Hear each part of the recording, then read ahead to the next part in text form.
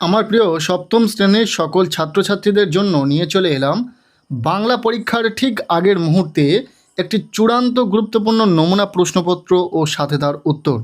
এই দ্বিতীয় পর্যায়ক্রমিক মূল্যায়নে তোমার দুর্দান্ত রেজাল্ট হতে চলেছে যদি এই প্রশ্নপত্রে থাকা প্রতিটা প্রশ্ন তোমার পড়া থাকে। তাই তোমরা যারা বাংলা পরীক্ষাতে ভালো রেজাল্ট করতে চাইছো অবশ্যই এই নমুনা প্রশ্নপত্রে থাকা ছোট বড় প্রতিটা প্রশ্ন খুব ভালো করে পড়ে নাও। আমরা সম্পূর্ণ প্রশ্নপত্রটি উত্তরসহ একদম প্রথম থেকে দেখে নেব। শুরুতেই রয়েছে একের দাগ, বলা হচ্ছে সঠিক উত্তরটি বেছে নিয়ে লেখো। এখানে 12টি এমসিকিউ টাইপ প্রশ্নের উত্তর লিখতে হবে, প্রতিটি প্রশ্নের মান 1 নম্বর করে, টোটাল 12 নম্বর রয়েছে। প্রথম প্রশ্ন, কাল থেকে মনে মোর লেগে আছে খটকা, কি বিষয়ক খটকা? উত্তর হবে ঝলাগুড়। এখানে সঠিক উত্তর হবে অপশান গ। এরপর 1.2-এর প্রশ্ন, নোট বই কবিতাটির কবি হলেন? উত্তর হবে সুকুমার রায়।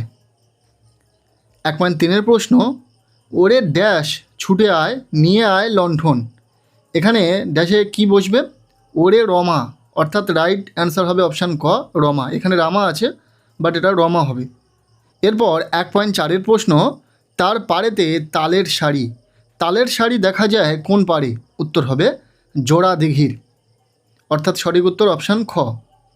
1.5-এর প্রশ্ন, চিরদিনের কবিতাটির উৎস? উত্তর হবে ছাড়পত্র, অর্থাৎ রাইট আনসার অপশান ক। এরপর 1.6-এর প্রশ্ন, কাল স্রোত বলতে কবি বুঝিয়েছেন? উত্তর হবে সময়ের স্রোত, অর্থাৎ রাইট আনসার অপশান খ। 1.7-এর প্রশ্ন, অর্থের দিক থেকে শব্দকে কয় ভাগে ভাগ করা যায়? উত্তর হবে 3 ভাগে। এরপর 1.8-এর প্রশ্ন, শব্দের আদি অর্থের সঙ্গে শব্দটির বর্তমান অর্থের কোনো মিল থাকে না যে শব্দে, তা হলো? উত্তর হবে রূঢ় শব্দে। এরপর 1.9-এর প্রশ্ন, ভাব প্রকাশক ধনাত্মক শব্দের উদাহরণ হলো? উত্তর হবে এগুলির মধ্যে অপশান ক ঝিমঝিম। 1.10-এর প্রশ্ন, ঝনঝন শব্দটি একটি? উত্তর হবে ধনাত্মক শব্দ, অর্থাৎ রাইট আনসার অপশান ক। 1.11 নম্বর প্রশ্ন, সংস্কৃত শব্দ ভাণ্ডার থেকে যেসব শব্দ বাংলা শব্দ ভাণ্ডারে গৃহীত হয়েছে সেই সব শব্দকে বলে? উত্তর হবে তৎসম শব্দ। নেক্সট 1.12 নম্বর প্রশ্ন, অর্থাৎ এমসিকিউ টাইপ শেষ প্রশ্ন, সঠিক বানানটি হলো? এগুলির মধ্যে সঠিক বানান হবে কুটির, অর্থাৎ অপশান খ রাইট অ্যান্সার। এরপর প্রশ্নপত্রের 2-এর দাগ, বলা হচ্ছে অতি সংক্ষিপ্ত উত্তর দাও। এখানে 12টি এসকিউ টাইপ প্রশ্নের উত্তর লিখতে হবে, প্রতিটি প্রশ্নের মান 1 নম্বর করে, টোটাল 12 নম্বর রয়েছে। আমরা এই এসকিউ টাইপ প্রশ্নের ক্ষেত্রেও উত্তর করে দিয়েছি, প্রতিটা প্রশ্নের ঠিক নিচে সেই প্রশ্নের উত্তর পেয়ে যাবে তোমরা, শুধুমাত্র তোমাদের সুবিধার্থে উত্তর করে দেওয়া। প্রথম প্রশ্ন, চিরদিনের কবিতায় কোথায় জনমত গড়ে ওঠে? উত্তর হবে কাঁচা রাস্তার ধারের চায়ের দোকানে জনমত গড়ে ওঠে। দ্বিতীয় প্রশ্ন, এফিড উড়বার সময় প্রতি সেকেন্ডে কতবার ডানা নাড়ায় এবং এক নাগাড়ে কত মাইল পথ উঠতে পারে? উত্তর হবে এফিড উড়বার সময় প্রতি সেকেন্ডে 400 থেকে 500 বার ডানা নাড়ায় এবং এক নাগাড়ে প্রায় 5 মাইল পথ উঠতে পারে। 2.3-এর প্রশ্ন, নোট বই এর লেখকের দুহাতে কি রয়েছে? দুহাতে পেন্সিল রয়েছে। 2.4-এর প্রশ্ন, অসহযোগ আন্দোলনে রামকিঙ্করের কি কাজ ছিল? অসহযোগ আন্দোলনের সময় রামকিঙ্করের কাজ ছিল কংগ্রেসের পিকেটিং করা এবং চরকায় সুতো কাটা। 2.5-এর প্রশ্ন, কে কোথা থেকে কোথায় মেঘ এনেছিল? এখানে উত্তরটা ভুল দেওয়া রয়েছে, তবে সঠিক উত্তর হবে বিশিষ্ট বৃষ্টিবিজ্ঞানী পুরন্দর চৌধুরী সাইবেরিয়া থেকে সাহারা মরুভূমিতে মেঘ এনেছিলেন।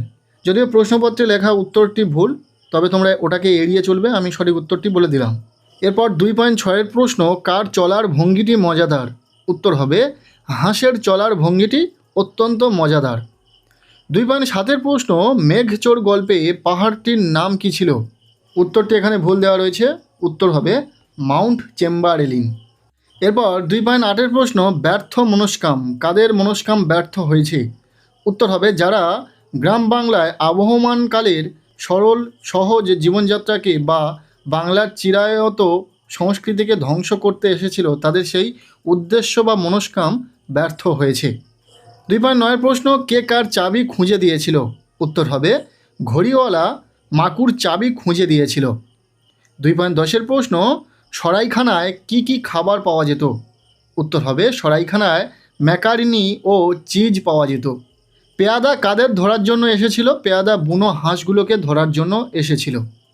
2.12 নম্বর প্রশ্ন, স্বর্গের শুরুয়া নামকরণ কে করেছিল? প্রফেসর শঙ্কু স্বর্গের শুরুয়া নামকরণ করেছিলেন। এই ছিল 2-এর দাগ থেকে 12টি এমসিকিউ টাইপ প্রশ্ন। এরপর রয়েছে প্রশ্নপত্রের 3-এর দাগ। বলা হচ্ছে নিচের যে কোনো 2টি প্রশ্নের উত্তর দাও। এখানে 3 মার্কের 2টি প্রশ্নের উত্তর লিখতে হবে। 6 নম্বর রয়েছে। প্রথম প্রশ্ন, ঠাকুমা গল্প শোনায় যে নাতনি কি? এটি কোন কবিতার অংশ? কবির নাম কি? ঠাকুমা কখন কি গল্প শোনায়? উত্তর হবে উদ্ধৃত অংশটি আচার্যের লেখা চিরদিনের কবিতার অংশ। ঠাকুমা কখন কি গল্প শোনায়? সন্ধ্যাবেলা যখন প্রদীপ জেলে পুজো করা হয় এবং কাঁচা রাস্তার ধারে চায়ের দোকানে যখন সাধারণ মানুষের জটলা ও জনমত গড়ে ওঠে, ঠিক সেই সময়ে ঠাকুমা তার নাতনিকে রূপকথার রাজপুত্রের 7 সমুদ্র 13 নদী পার হয়ে রাক্ষসপুরীতে যাওয়ার গল্প শোনায়। দ্বিতীয় প্রশ্ন, চিরদিনের কবিতায় কারা বিজয়ী হয়েছে? তারা কিভাবে বিজয়ী হয়েছে কবিতা অবলম্বনে বুঝিয়ে দাও।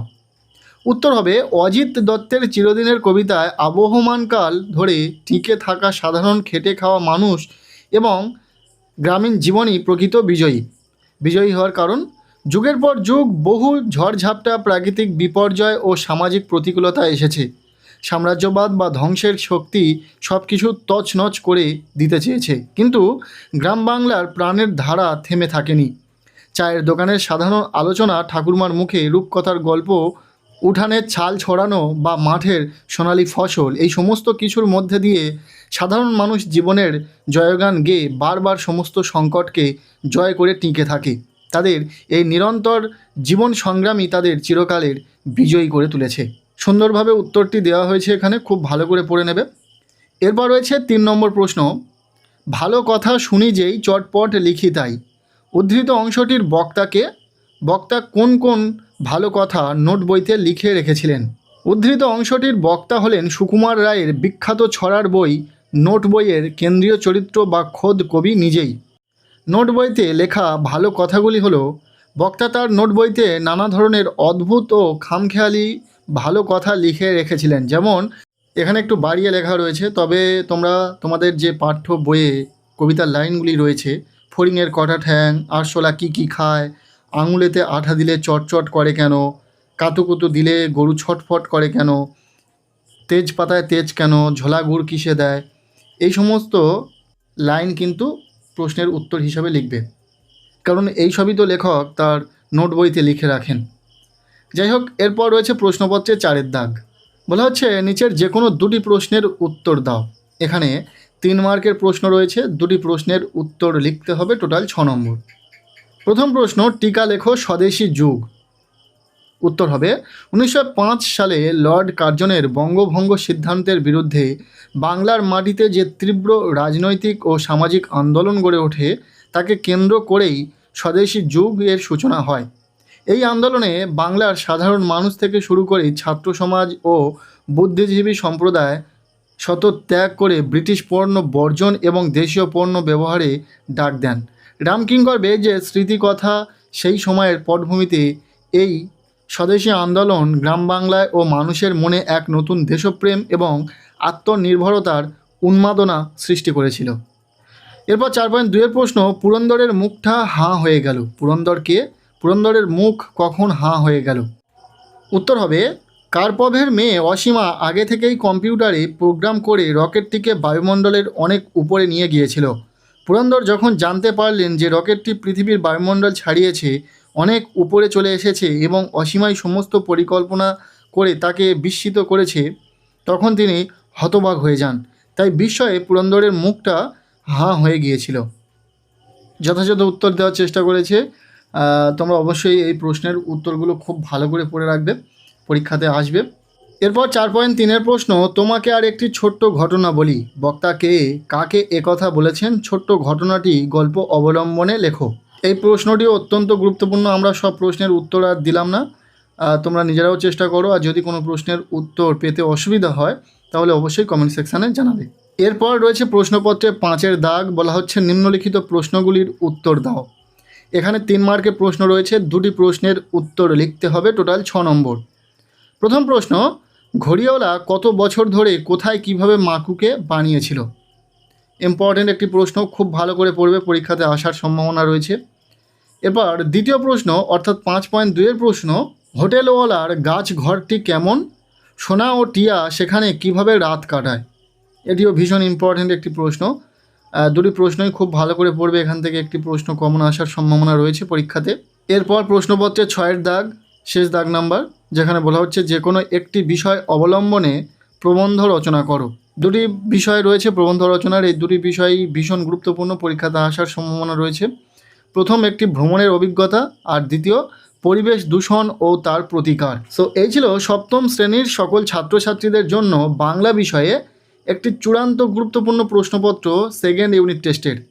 এই প্রশ্নপত্রে থাকা প্রতিটা প্রশ্নই পরীক্ষার জন্য ভীষণ ইম্পর্টেন্ট, পরীক্ষাতে আসার সম্ভাবনা রয়েছে। কাজেই প্রতিটা প্রশ্ন খুব ভালো করে পড়ে নেবে। আজকের এই ভিডিওটি কেমন লাগলো অবশ্যই জানিও। ভালো লেগে থাকলে লাইক করে দিও, চ্যানেলে নতুন হলে চ্যানেলটিকে সাবস্ক্রাইব করে